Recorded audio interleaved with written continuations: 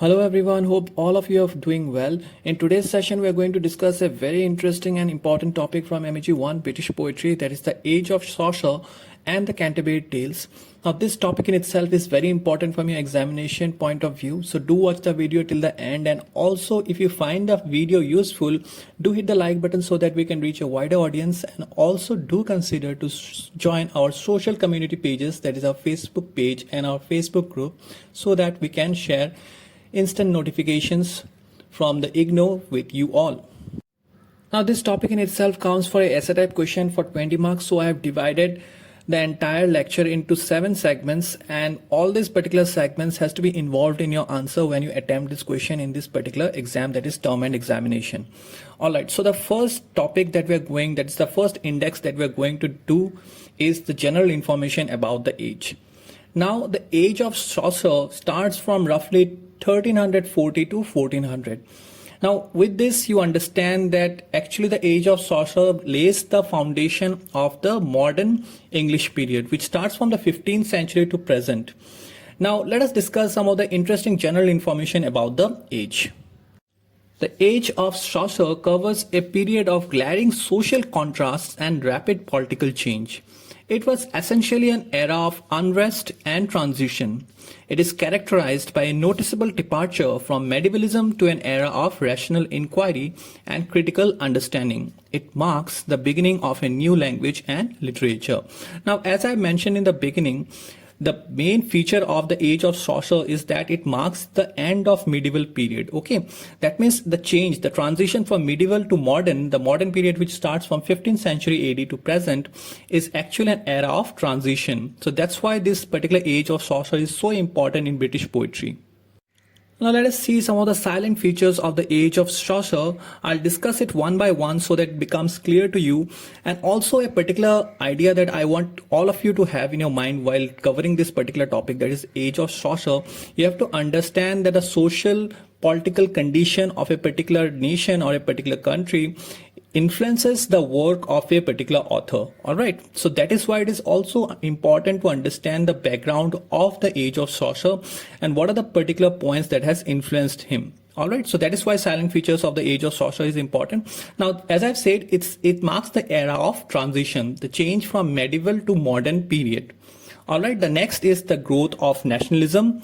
The third is Black Death, famine, and social unrest. The fourth is the corruption of the church and reformation.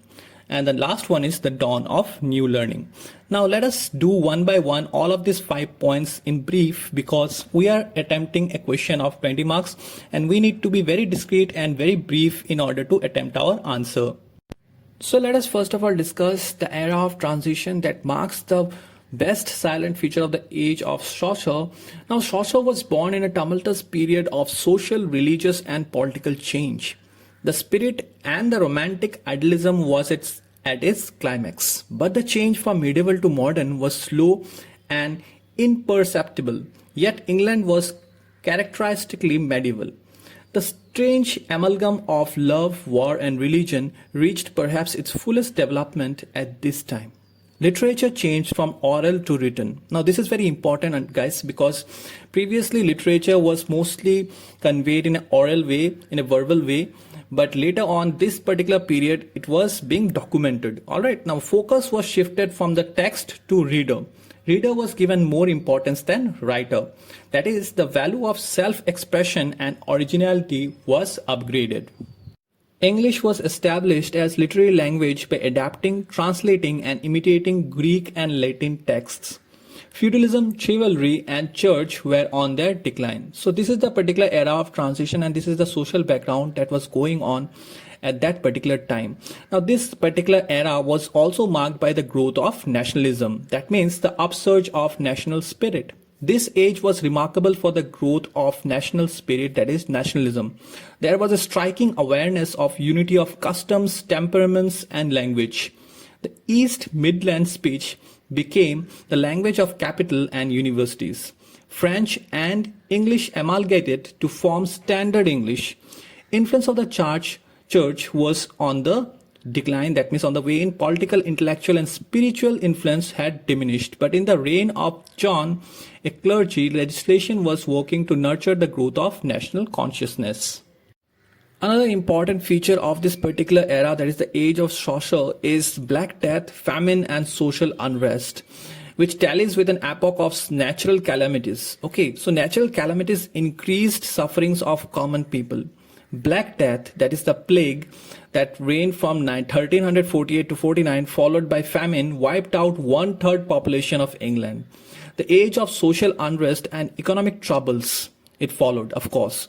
Labor became unsatisfied with their salary. Efforts were made to keep the laborers under control with the help of legislation. So we can understand that there was a lot of effort done to keep the people under check, because there was a lot of social unrest going on around. The French wars led to cost heavy burdens of taxation, and there was conflict between King Richard and his subjects that resulted in endless discord and confusion. Following this, we have the corruption of the church and reformation, particularly infection of corruption, turpitude and superstition, which was infected and which was imposed on the society. So church was the seat of power, prestige and influence, as we understand as of now that the mid-England, that the medieval period in England was marked by the superiority of the church, and they lived in godless and worldly ways in wealth and luxury.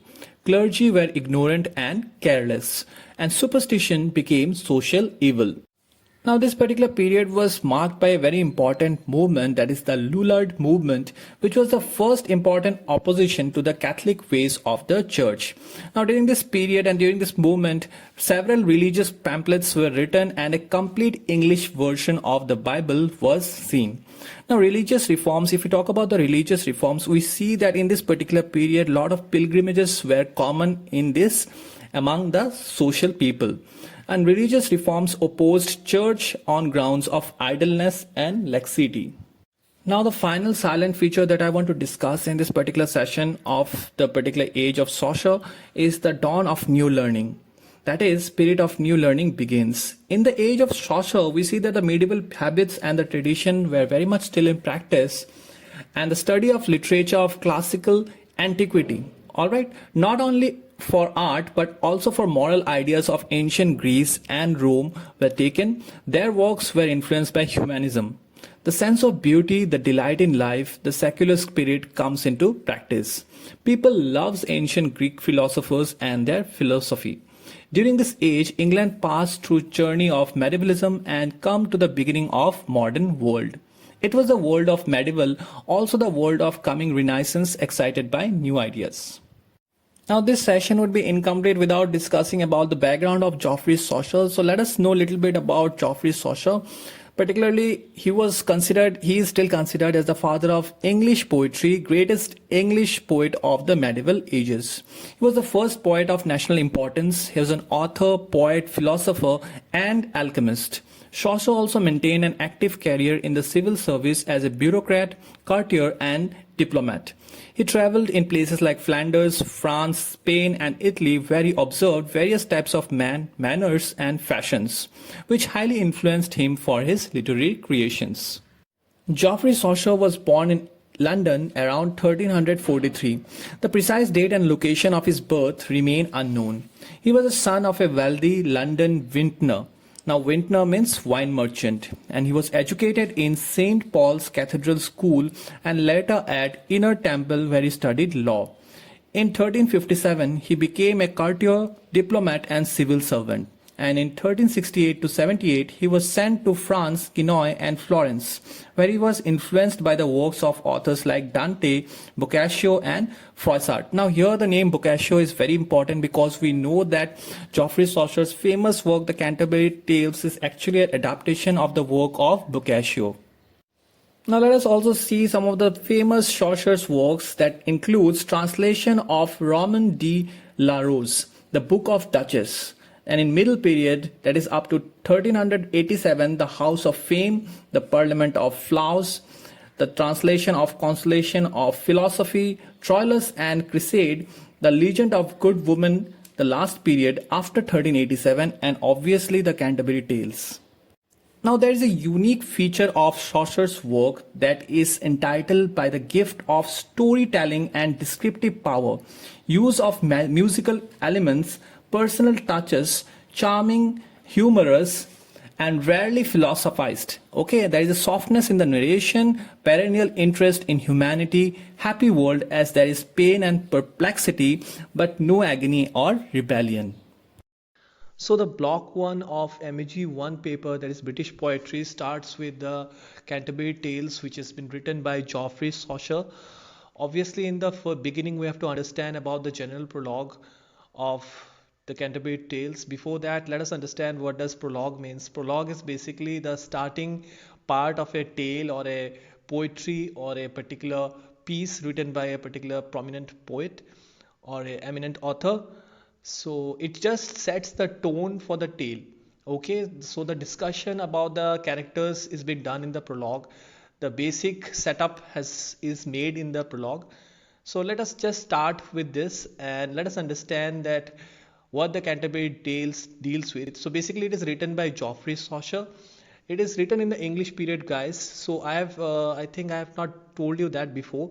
So Geoffrey Chaucer's work has been divided into three categories: French period, Italian period, and English period. So basically, the Canterbury Tales is written in the English period, and so it's written in the Mid-England dialect. Okay. So the Canterbury Tales is highly influenced by Boccaccio's Decameron, and we have to understand the fact that Geoffrey Chaucer was highly influenced by Boccaccio's work in order to write the Canterbury Tales, and it has been a long journey to write the Canterbury Tales. इस tell को like एक दो साल में नहीं लिखा गया है गाइस, इसको काफ़ी टाइम लगा के लिखा गया है. It's been one of the longest written tale in the history of English literature. So the tone of the entire play has been set up in the month of April, which is the beginning of the spring, and it's been done in the Tabardine. Okay, so Tabardine कहाँ पे है? It's in Southwark. Okay, Southwark in London. So basically, what is happening here is that a journey has been planned from London to Canterbury by some pilgrims, and the pilgrims are being accompanied by Geoffrey Chaucer also. And where they are planning to go? They are planning to go in Canterbury to do what? To visit the shrine of Thomas a Becket, who was martyred in the Canterbury Cathedral in 1170. Okay, सो यहाँ पे हम लोग क्या देखने को मिल रहा है हम लोगों की, there are some pilgrims and the pilgrims are a total of 29 pilgrims are there who are accompanied by Geoffrey Chaucer, and they are presently in Tabard Inn, which is in Southwark of London, and they are planning to visit the shrine of Thomas a Becket. So who was Thomas a Becket and why he was martyred in Canterbury Cathedral in 1170? If you want to have a insight of that particular story, then I recommend highly that you should go and read the T.S. Eliot's famous work Murder in the Cathedral, which portrays the assassination of Archbishop Thomas a Becket in Canterbury Cathedral. Okay, so let's go on to it. And also one more work of T.S. Eliot's The Wasteland, which also opens with the ironic echo of the Chaucer, April is the cruelest month. क्योंकि यहाँ पे हम लोग क्या देखने को मिल रहा है हम लोग को guys कि the entire setup of the play has been done in the month of spring, which is April, and in the T.S. Eliot's work The Wastelands we can see that there is a irony, there is an ironic echo where Eliot is seen like criticizing the month of April by saying that April is the cruelest month.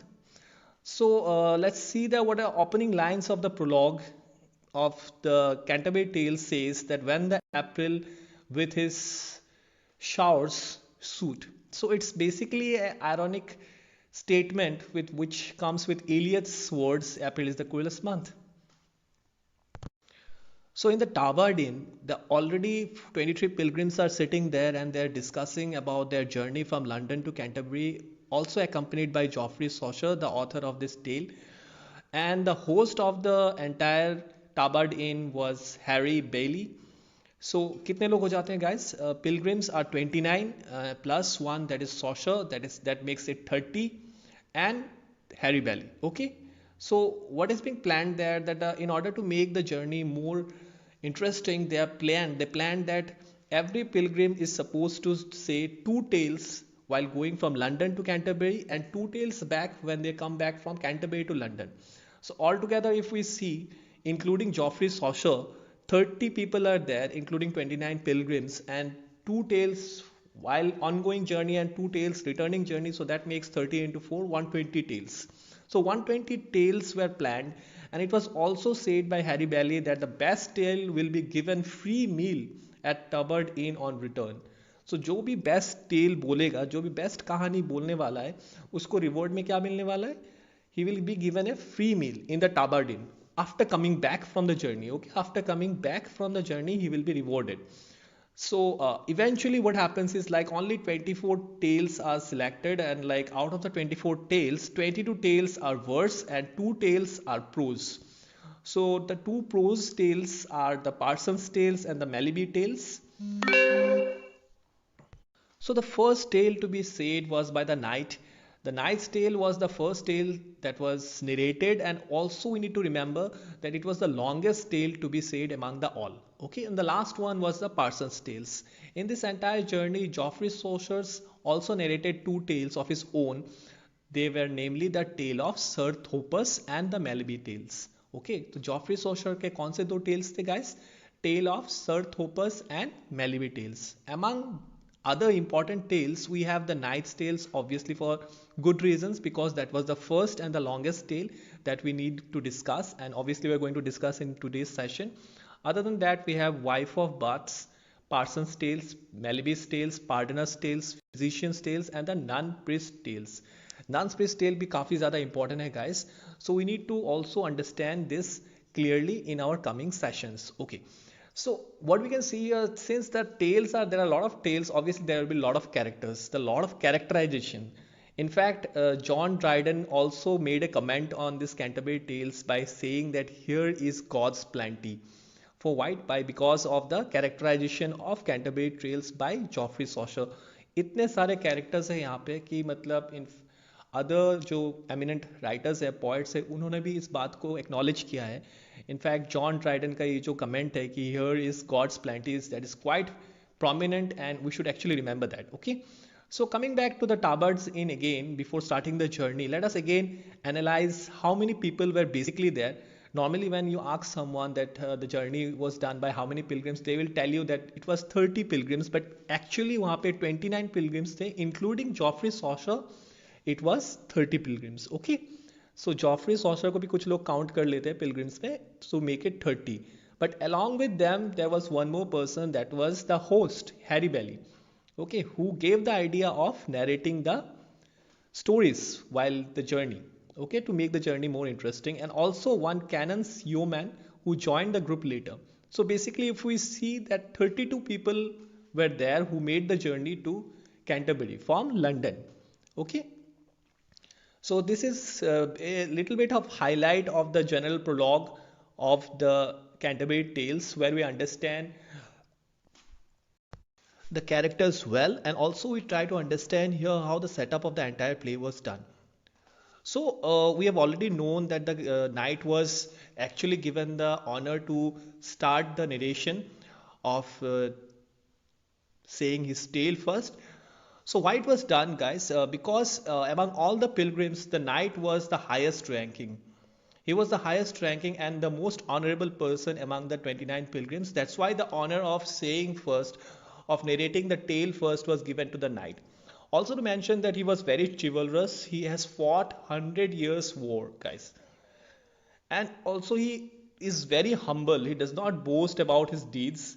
He is quite old, and also he lacks any liveliness, because at certain age, after he has seen it all, okay, he has seen the greatest war, the 100-year-long war, and now he is like at the old age, and he is in his old age, and he is lacking liveliness. That is quite common.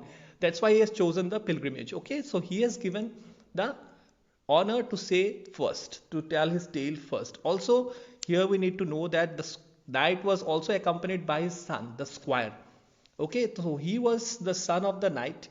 Basically, he was totally opposite of the knight. पूरा exactly opposite था knight का, उसका बेटा जो था. He was a ladies' man. He was very lusty. In contrast of the knight, he used to sing songs, compose melodies, and write poetries. Also, he writes very well, which is exactly the contrast of the knight. So the Night Tales begins with three characters in the beginning who are traveling on their way back to Athens. The first one is being the antagonist of the entire tale, that is Theseus, who was the Duke of Athens.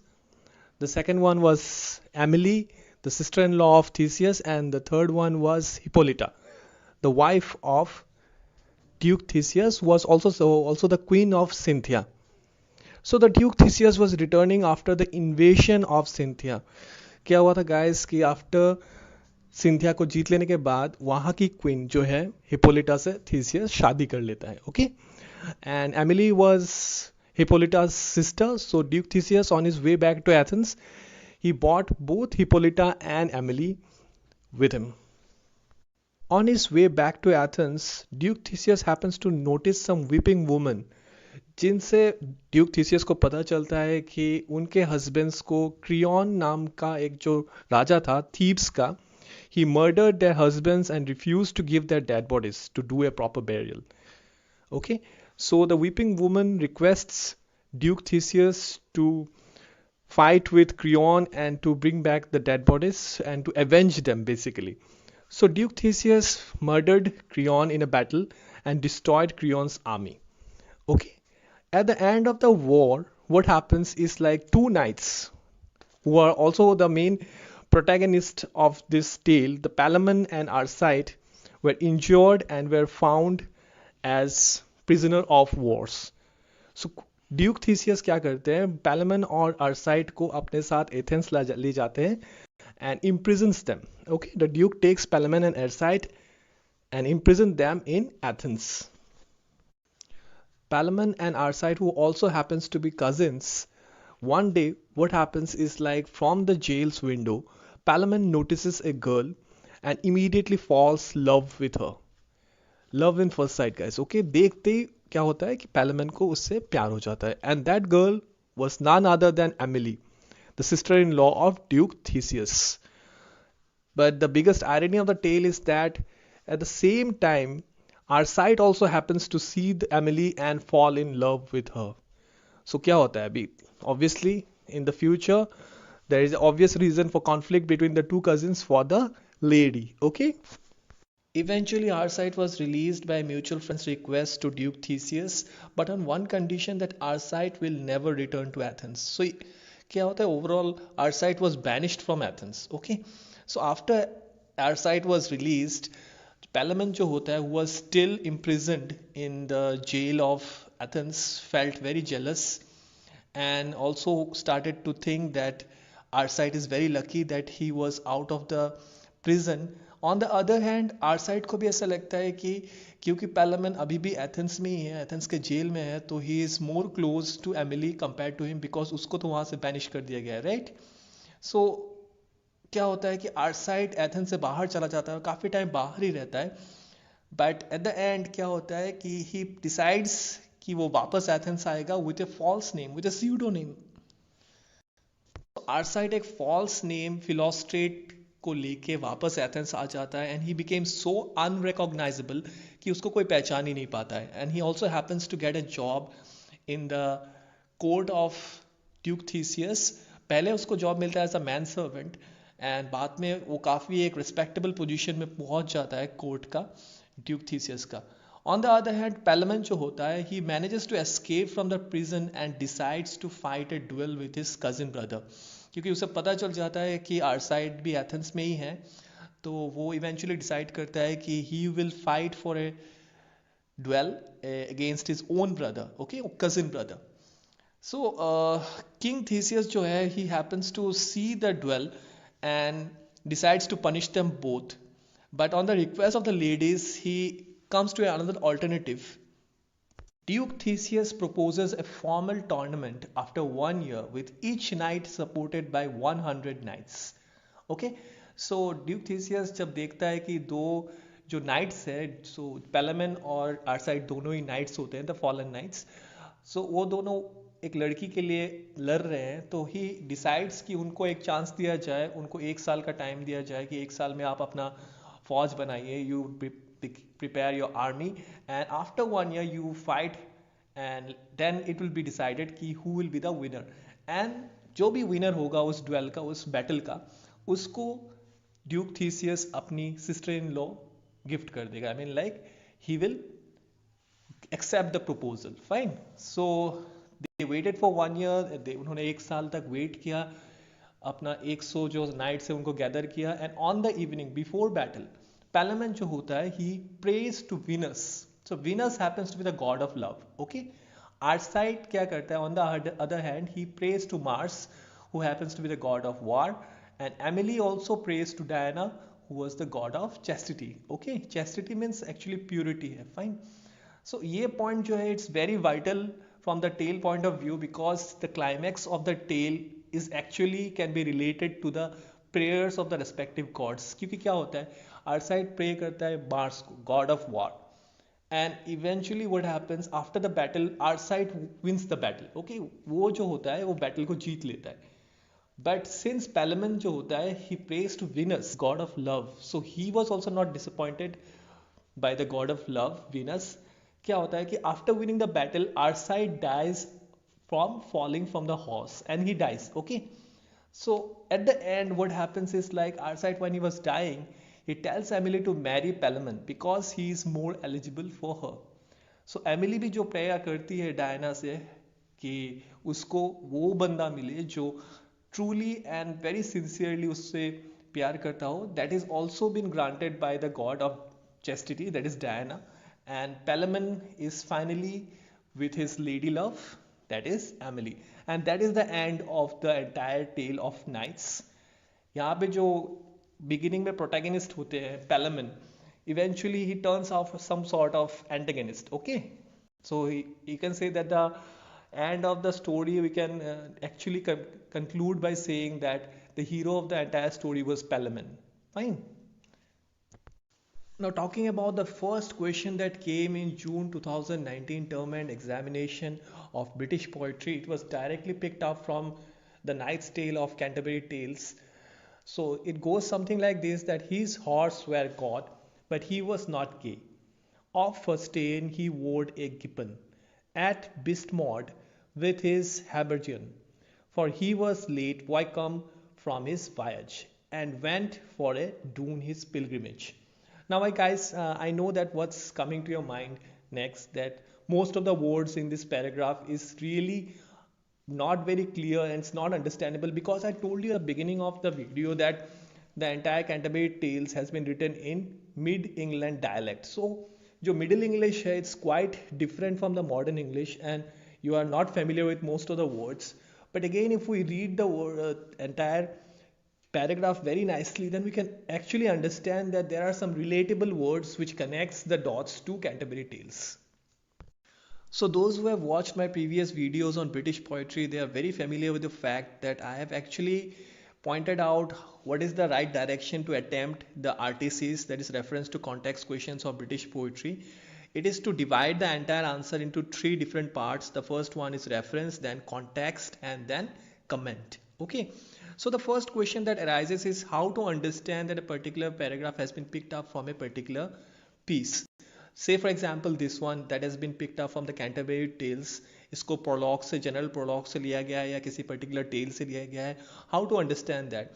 Also, I have mentioned in my previous videos that what we need to do is like, since most of the words are not understandable here, okay, so we have to pick up some particular words which actually gives us a quite prominent clue here. Say for instance the word pilgrimage. Okay, the pilgrimage word clearly signifies that there are some pilgrims involved. Now which tale actually has pilgrims in it? Clearly the Knight's Tale. Okay, 29 pilgrims were there who did the journey along with Geoffrey Chaucer. It was 30. So 30 people were there who were actually the pilgrims who did the journey from London to Canterbury. Okay, so coming back to the paragraph again, I will try to make you understand this one line by line, the entire paragraph. So be with me and let's try to break down this entire paragraph into small parts so that we can have more clarity about it. Now if I talk about the third section of the answer, that is the comment, and what do you need to write there?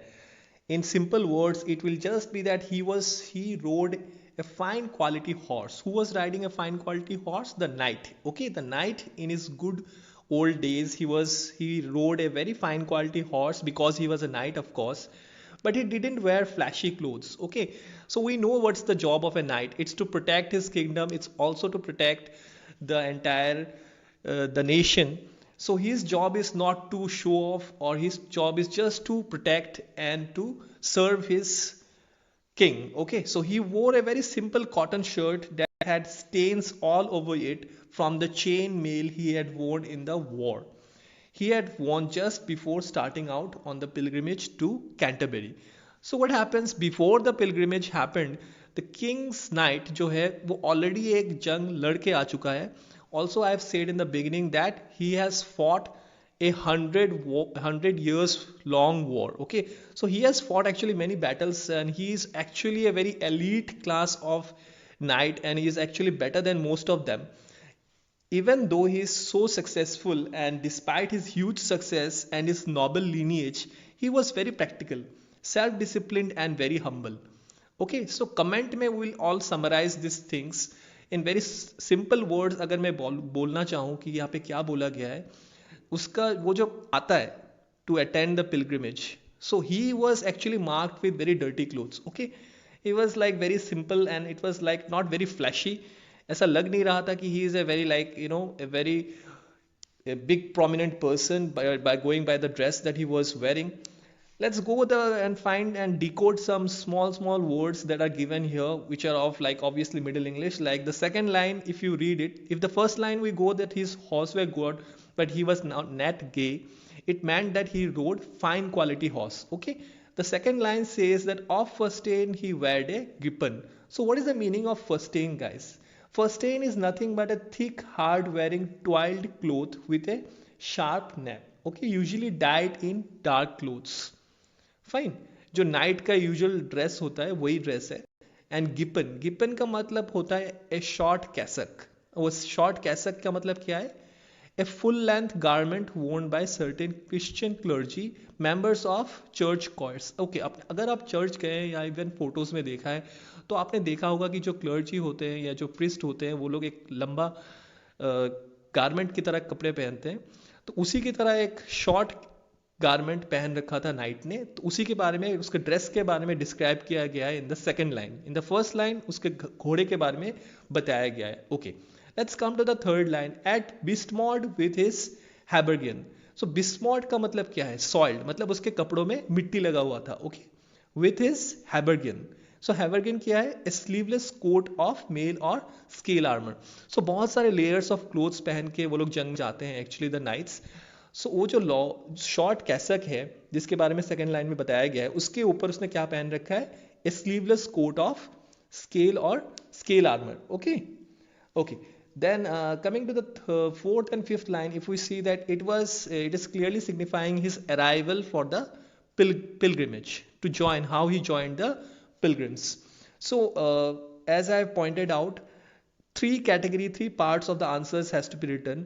First will be obviously reference. So reference में हम लोग क्या लिखेंगे? These lines have been picked up from the general prologue of Canterbury Tales. Okay, from the Knight's Tales basically.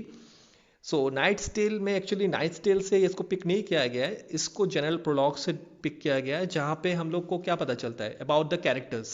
So general prologue मैंने पहले बताया, prologue is actually setting the tone of the entire play. Okay, it's about the discussing the characters. तो यहाँ पे वही किया गया है. तो हम लोग को रेफरेंस में ये लिखना है. हम लोग, आप ये मत लिख दीजिए कि रेफरेंस में कि it is picked up from the knight's tell.